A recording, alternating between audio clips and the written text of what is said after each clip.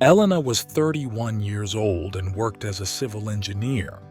3 years earlier, she had married Davide, a man she believed was the love of her life.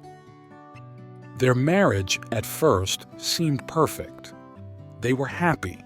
They shared dreams and projects.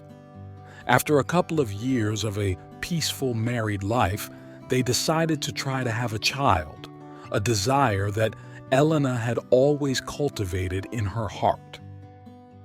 Before continuing, subscribe to our channel and activate the bell so you don't miss any of our stories. She had no idea that this desire would radically change their lives. Every month that passed without results increased the tension between them. The first disappointments were accompanied by anxiety and frustration, while each failed attempt seemed to undermine the stability of their relationship. Elena began seeing different specialists, undergoing expensive and stressful tests and treatments, but every time the result was negative, a part of her broke. Davide, increasingly emotionally absent, seemed unable to bear the weight of the situation. At first, he tried to console her, but as time passed, his attentions faded. "Shall we try again tonight?" Elena asked him with a glimmer of hope, but he, increasingly tired, began to find excuses to avoid those moments of intimacy. Their sexual life, once fulfilling and spontaneous, was reduced to a mechanical obligation without passion anymore. Davide's absences became more frequent and inexplicable. Elena began to suspect that there was someone else. She had no concrete proof, but his growing distance and evasive behavior fueled her doubts. She decided to confide in her older sister Sarah, a strong woman and mother of two.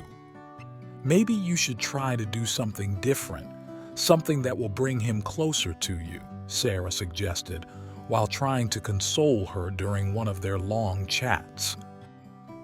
Elena took that advice as a last hope. That evening, with a heavy heart but determined, she put on an elegant dress and tried to create a romantic atmosphere, hoping to revive their intimacy.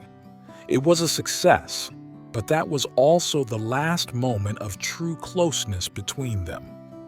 Davide continued to come home later and later, often without an explanation. "Are you coming home late tonight too?" Elena asked him in a tired voice. "Yes, go to sleep without me," he replied coldly. Their marriage seemed to have reached the point of no return.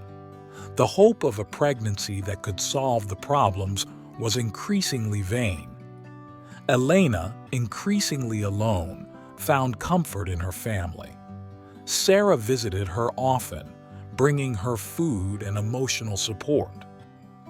"You don't have to do it all alone," she repeated, trying to ease her pain. One day, David, who seemed completely distant, did something Elena would never have imagined. During one of their rare arguments, he accused her of infidelity.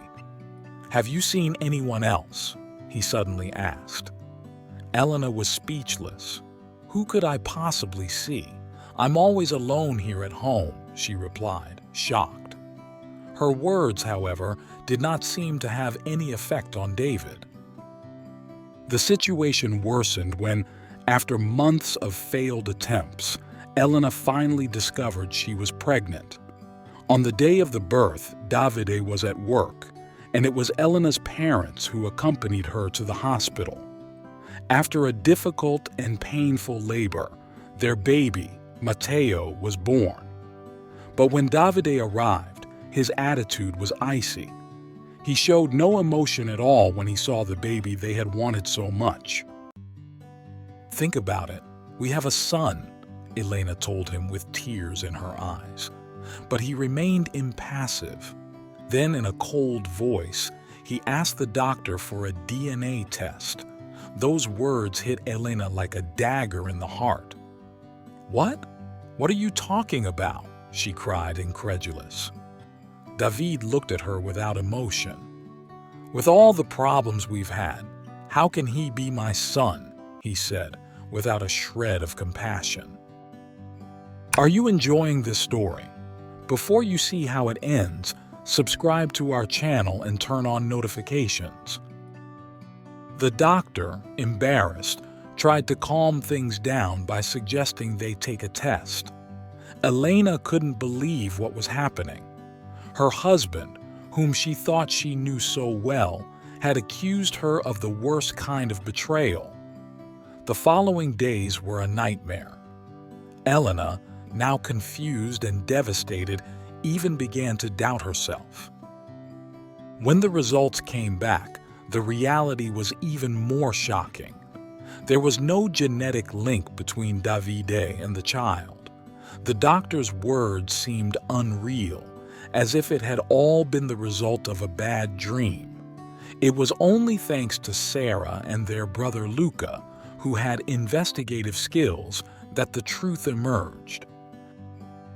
Davide had bribed the doctor to falsify the test results. The man Elena had married had turned out to be a liar and a cheater. He had an affair with a co-worker and had planned everything to try to get rid of her. Elena decided to take action. With the help of a lawyer, she faced David in court. He arrogantly asked for a divorce and alimony, but Elena and her lawyer had all the evidence they needed to nail him. She obtained the divorce and sole custody of Matteo. Davide, from that moment, left her life, even though he continued to complicate it with threats and legal actions. Luca and Sarah were a fundamental support during that difficult period. Every time Davide tried to torment her, Elena found the strength to resist, thanks also to their help. Over time, Elena managed to put the pieces of her life back together. She found a new job in a prestigious engineering firm and focused on Matteo, trying to give him all the love he deserved.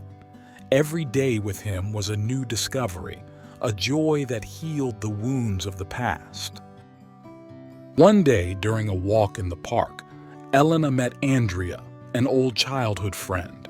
They had lost touch for years, but their connection still seemed intact. Andrea had become a legal consultant and immediately offered his help.